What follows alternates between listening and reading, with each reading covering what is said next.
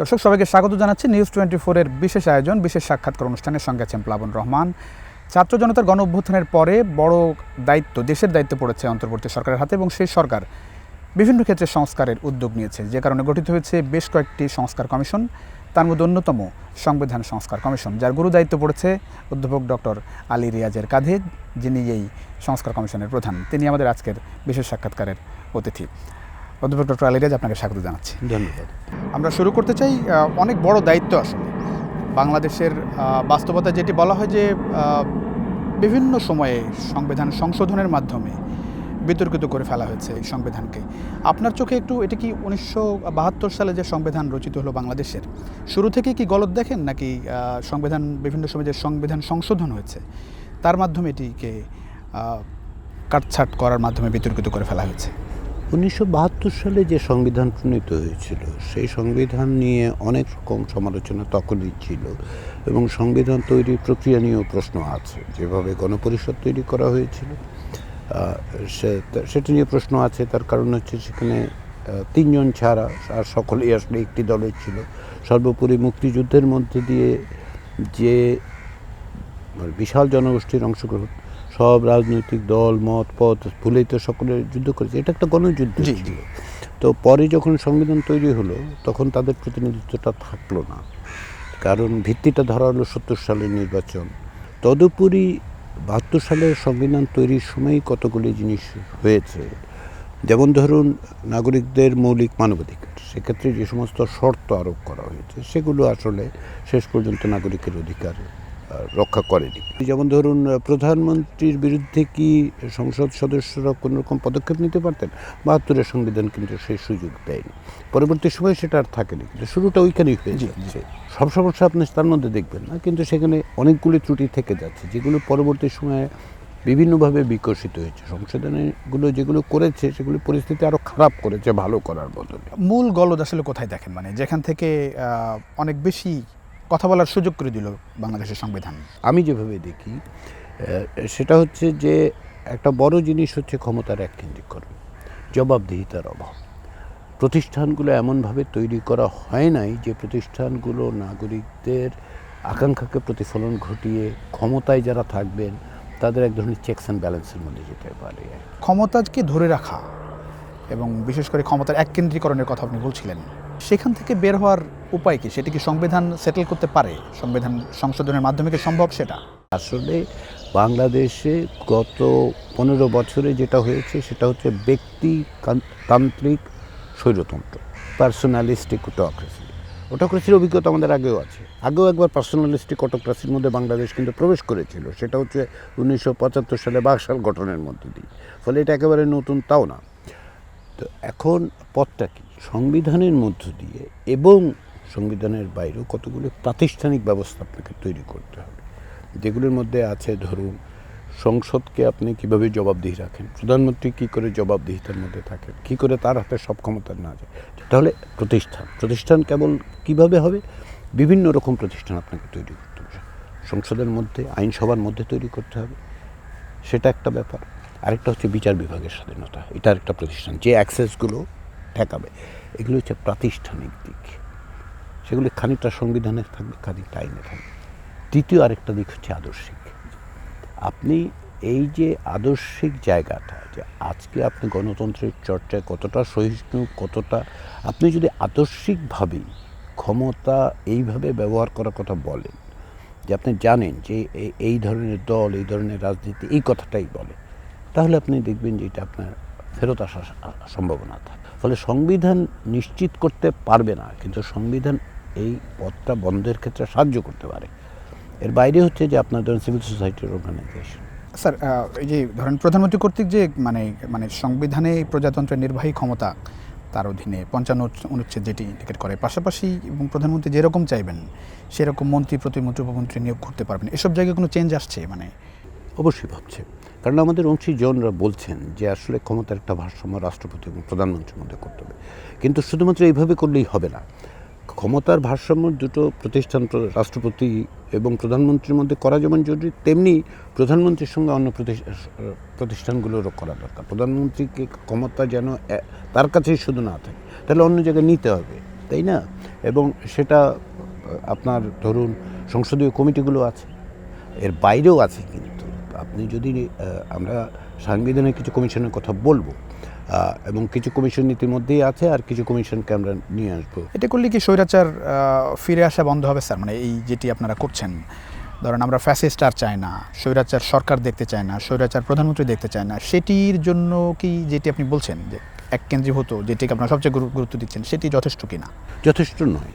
আবার এটাকে বাদ দিয়ে আপনি যেতে পারেন।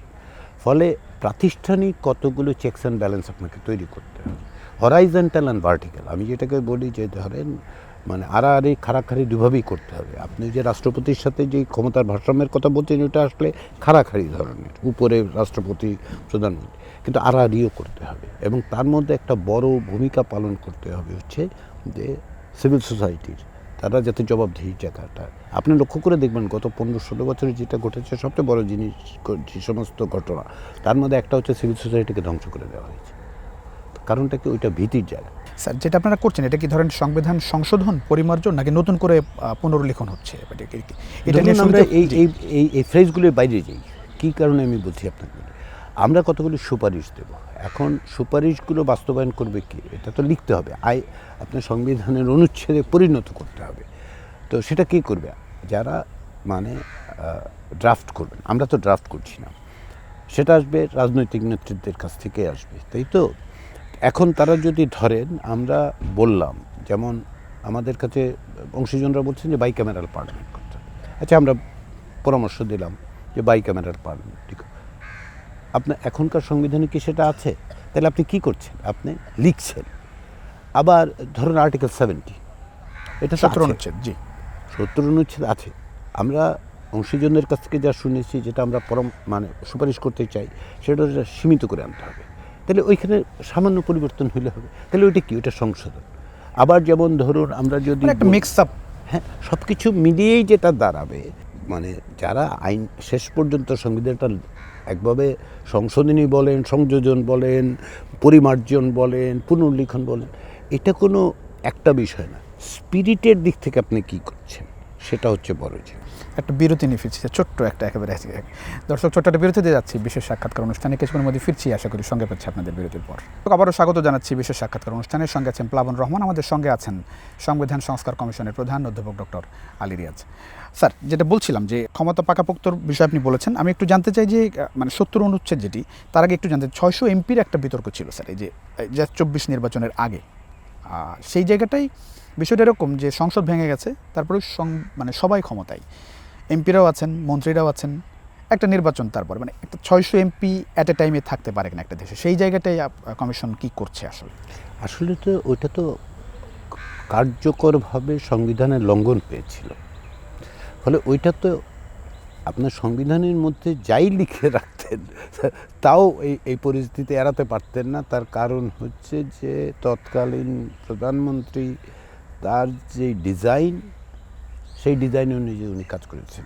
আইন, সংবিধান, যদিও সংবিধানের অজুহাত দিয়েছেন অসংখ্যবার, তো এগুলি সংবিধানের বরখেলাফ, সুস্পষ্ট বরখেলাফ। কারণ সংবিধানে লেখা ছিল তখন যে 300 জন এমপি হবেন, নির্বাচিত এমপি হবেন, এবং 50 জন নারী প্রতিনিধি, তো 350 জন। সেক্ষেত্রে আপনি 700 জনের এমপির ব্যবস্থা করেছেন, এটা তো বরখেলাফ। ফলে ওইটার দরকার নেই। ওই স্পেসিফিক সার্কামস্ট্যান্স নিয়ে আপনি চিন্তা করবেন না। চিন্তা করতে হবে যে আসলে ক্ষমতার হস্তান্তরের প্রক্রিয়াটা কী হবে। সেই জায়গাটাই ওই যে 3 মাস মাঝখানের 3 মাস, 2 নির্বাচনের মাঝখানে, ওই 3 মাসের সরকার ব্যবস্থাটা কী হবে স্যার? সেই অধিকাংশ ক্ষেত্রে আমরা যে মতামতটা পেয়েছি, সেটা হচ্ছে একটা তত্ত্বাবধায়ক সরকার ব্যবস্থা। এটা অন্য নামও দিতে পারেন। তবে এসেন্সের দিক থেকে সকলের কথা হচ্ছে একটি নির্দলীয় সরকার থাকা দরকার, যারা শুধুমাত্র নির্বাচনের নিশ্চয়তা দেবেন এবং নির্বাচনটা অবাধ, সুষ্ঠু, গ্রহণযোগ্য, অংশগ্রহণমূলক করবেন। অনেক সময় প্রধানমন্ত্রীও থাকবেন না, এমপি মন্ত্রী কেউই থাকবেন না। তত্ত্বাবধায়ক সরকারের ব্যবস্থার এই জায়গাগুলিতে তো অতীতে তাই ছিল। ফলে আপনি যদি একটি সরকার প্রতিষ্ঠা করেন যেটা মানে দলনিরপেক্ষ এবং তার একটা সুনির্দিষ্ট, সেক্ষেত্রে তো আপনি ওই ক্যারি ওভারটা করতে পারেন। সেটি কি স্থায়ী সমাধান বলে মনে হয়? বাংলাদেশে বারবারই দেখা গেছে যে ক্ষমতার পট পরিবর্তনটা স্বাভাবিক হয়নি, বেশিরভাগ ক্ষেত্রেই হয়েছে। তাই খুবই দ্রুত একটি নির্বাচন, যেটিকে গ্রহণযোগ্য বলা হয়, সো স্বাভাবিক রূপে যে ক্ষমতা হস্তান্তর সেটির মানে স্থায়ী সমাধান কি দেখেন স্যার? স্থায়ী সমাধান প্রতিষ্ঠান তৈরি করা, স্বাধীন প্রতিষ্ঠান তৈরি করা, নির্বাচন কমিশন যদি স্বাধীন হয়, যদি আপনি অন্তর্বর্তী সময়ে যে অন্য দেশে পার্লামেন্টারি সিস্টেমে কী একটা, ওইটা কিন্তু ইন্টারিম গভর্নমেন্টই হয়।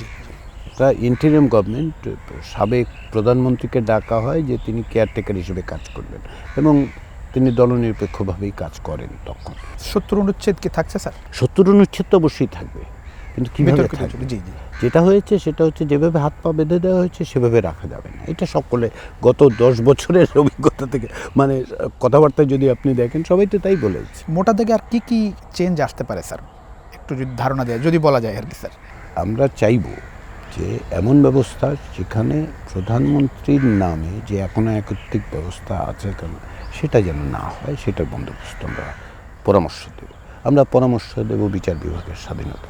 আমরা সকলের কাছ থেকে যেটা শুনেছি যে বিচার বিভাগের বিকেন্দ্রীকরণ, সেই দিকেই আমাদের অবস্থান, যে আমরা বিচার বিভাগ বিকেন্দ্রীকরণের কথা বলবো। আর্টিকেল 70-র ব্যাপারে আপনি বলেছেন যে 70 অনুচ্ছেদে আমরা কিছু এমন ব্যবস্থা করতে পরামর্শ দিতে চাই যাতে করে এমপিরা স্বাধীনভাবে ভোট দিতে পারে। স্যার আরেকটা গুরুত্বপূর্ণ বিষয়, পঞ্চদশ সংশোধনের মাধ্যমে সব মানে 7-এর খ অনুচ্ছেদ যুক্ত করে সংবিধানের 1/3 অনুচ্ছেদকে সংশোধন অযোগ্য করা হয়েছে, সেই জায়গাটা কি হবে স্যার? এটা তো পারে না। এটা তো আপনি দেখুন, একটি সংবিধানের বেসিক স্ট্রাকচার নামে আপনি 1/3 এটার্নিটি ক্লজের মধ্যে পারেন না। এটা নৈতিক বিবেচনায়, রাজনৈতিক বিবেচনায়, আইনি বিবেচনায় এটা পারে না। আপনারা যে সুপারিশগুলো দেবেন এগুলো তো মানে বাস্তবায়নের জন্য কি কি দরকার স্যার? ধরেন মানে মোটা দাগে এত বড় ম্যান্ডেট নিয়ে কোনো সরকার বাংলাদেশে আসেনি। ছাত্র জনতা, রাজনৈতিক দল সবার একটা ঐক্যমতের সরকার, তাদের ভিত্তিতে আপনারা কমিশন, আপনারা যে সুপারিশগুলো দেবেন সেগুলো বাস্তবায়িত হবে কীভাবে স্যার? বাস্তবায়িত হওয়ার জন্য প্রথম এবং মানে জরুরি যেটা, সেটা হচ্ছে রাজনৈতিক দলগুলোর সঙ্গে এক ধরনের মতৈক্য তৈরি করা। এবং সেই ক্ষেত্রে আমি মনে করি মতৈক্যের অনেক জায়গা আছে। মতানৈক্য কি নেই? আছে, কিছু তো থাকবেই। বিভিন্ন রাজনৈতিক দল, তারা তো বিভিন্ন দল, এবং একটা গণতান্ত্রিক সমাজ যদি আমি ভাবি সেখানে মতের পার্থক্য থাকবে। এখন প্রশ্ন হচ্ছে যে ঐক্যের মতৈক্যের জায়গাগুলো কোথায় কোথায় তৈরি হচ্ছে, মানে সাংবিধানিক পরিবর্তন বলুন, নির্বাচন ব্যবস্থার কথা বলুন, বিচার বিভাগের, এগুলি আসলে দেখতে হবে যে কোন কোন জায়গায় একমত আছে, সেগুলি বাস্তবায়নের পথ খুঁজে বের করতে হবে। খুব রিসেন্ট টাইমে প্রধান বিএনপির যিনি ভারপ্রাপ্ত চেয়ারম্যান তারেক রহমান, তিনি 2-3টি বিষয় কন্টিনিউয়াসলি বলছেন। একটি হচ্ছে যে প্রধানমন্ত্রী যাতে 2বার না হতে পারে, দ্বিকক্ষ বিশিষ্ট সংসদ, 2বারের বেশি না হতে পারে, 2বারের বেশি না হতে পারে প্রধানমন্ত্রী, দ্বিকক্ষ বিশিষ্ট সংসদের কথা বলছেন, যাতে ফ্যাসিস্ট ফিরে না আসে, সেটির সঙ্গে কি আপনার একমত কিনা? আমি রাজনৈতিক দলগুলোর কাছ থেকে আমরা যেসব প্রস্তাব পেয়েছি অত্যন্ত সুচিন্তিত। তাতে বোঝা যাচ্ছে যে রাজনৈতিক দলগুলো অত্যন্ত নিষ্ঠার সঙ্গে এই সংস্কার প্রক্রিয়ায় যুক্ত থাকতে চেষ্টা করছেন, তাদের মতামতগুলো দিচ্ছেন। ফলে অন্যান্য অংশীজনদের কাছ থেকে আমরা এই ধরনের মতামত পেয়েছি যে আসলে দ্বিকক্ষ বিশিষ্ট, কারণ কি দ্বিকক্ষ বিশিষ্ট এই যে আমরা বলছি ক্ষমতার এককেন্দ্রীকরণ যাতে না হয়, সেটা সহজতর হবে আর কি। ফলে এটা আছে, বিবেচনার মধ্যে আছে। প্রধানমন্ত্রীর ক্ষেত্রে যেমন ধরুন দুই মেয়াদ, এখন পরপর 2 মেয়াদ, কিংবা কেবল 2 মেয়াদ, যে কোনো সময় 2 মেয়াদ, এগুলো আমরা আলোচনা করছি, বোঝার চেষ্টা করছি। শেষ করবো আমরা একেবারেই। 2টি খুব গুরুত্বপূর্ণ প্রশ্ন। একটু হচ্ছে যে নির্বাচনের সময় নিয়ে খুব বেশি আলোচনা হচ্ছে এখন, সেক্ষেত্রে অনেক কিছুর উপর নির্ভর করছে, কমিশনের রিপোর্ট, তারপরে ঐক্যমত্য কমিশন বসবে, তারপরে রাজনৈতিক দলগুলোর ঐক্যমত্য কথা আপনি বলছিলেন, সময় কেমন লাগতে পারে, কোনো ধারণা দিতে পারেন কিনা স্যার? নির্বাচনের দায়িত্বটা কিন্তু এই সরকারের, কমিশনের পক্ষ থেকে আমাদের এই বিষয়ে আমাদের কিছুই বলার নেই। কারণ হচ্ছে আমাদের কাজ হচ্ছে সংবিধানের, বিদ্যমান সংবিধান পর্যালোচনা করা, যেটা আমরা করেছি। তার সঙ্গে যেটা দরকার সেটা হচ্ছে কিছু সুপারিশ দেওয়া। আমরা অংশীজনদের মতামতেই সুপারিশগুলো দেব। আপনি সামনে আসলে কি দেখেন এটি নিয়ে? আমরা একটু দেখছি যে ছাত্র জনতার, ছাত্রদের যে রাজনৈতিক দল, ছাত্ররা যারা নেতৃত্ব দিয়েছে এই আন্দোলনে, পাশাপাশি যারা রাজনৈতিক দল, যে ঐক্যটা ছিল সেই ঐক্যে কোনো রকম চিড় দেখছেন আপনি, সেটি আশাহত করে কিনা? একটি বিশেষ পরিস্থিতিটা কি ছিল, সেটা হচ্ছে একটা মানে দীর্ঘদিনের যেই রাজনৈতিক নিপীড়ন, তার সঙ্গে যুক্ত হলো একটা বড় রকমের মানে অ্যাট্রসিটি, নির্বিচার হত্যাকাণ্ড, সকলকে একত্রে নিয়ে আসছে, তাই তো। মত পথ ভুলে গিয়ে একটাই লক্ষ্য কি, সেটা হচ্ছে এই স্বৈরাচার থেকে আমরা মুক্ত হতে চাই। তারপরে এসে এখন কিছু কিছু ভিন্ন মত হচ্ছে। এটাই স্বাভাবিক, এটাকে আমরা বড় করব না। আমি বরঞ্চ বলি যে এখনও দেখুন অন্তর্বর্তী সরকারের প্রতি সমর্থন জানানোর ক্ষেত্রে রাজনৈতিক দলগুলো কিন্তু কার্যত অকুণ্ঠ। সমালোচনা কি করছেন না, করারই তো কথা, সমালোচনা করে তো সঠিক পথে রাখতে হবে। তো ফলে সেটা ঠিক আছে, ফলে একেবারে এগুলো নিয়ে উদ্বিগ্ন হয়ে পড়ছি না, আমি হচ্ছি না। আলাপ আলোচনা হবে, ঐক্যমত তৈরি হবে, ভিন্ন মত তৈরি হবে। বিতর্কমুক্ত একটা নির্বাচন দেখছেন সামনে? হ্যাঁ, আমি তো নিশ্চিত যে এটা একটা নির্বাচনী প্রক্রিয়ার মধ্যে দেশ খুব বেশি সময় লাগবে বলে মনে হয় না, নির্বাচনী প্রক্রিয়ার মধ্যে প্রবেশ করবে বলে আমি আশা করি। অনেক ধন্যবাদ স্যার। অধ্যাপক ডক্টর আলী, আপনার খুব ব্যস্ততার মধ্যেও সময় দিয়েছেন নিউজ টোয়েন্টিফোরকে, অসংখ্য ধন্যবাদ আমাদের সঙ্গে থাকার জন্য। দর্শক, এই ছিল আজকের বিশেষ সাক্ষাৎকার। আশা করি পরবর্তীতে অন্য কোনো বিশেষ অতিথির সঙ্গে নিয়ে আপনাদের সামনে হাজির হবো। ততক্ষণ নিশ্চয়ই ভালো থাকবেন। আমাদের সঙ্গে থাকার জন্য ধন্যবাদ সবাই।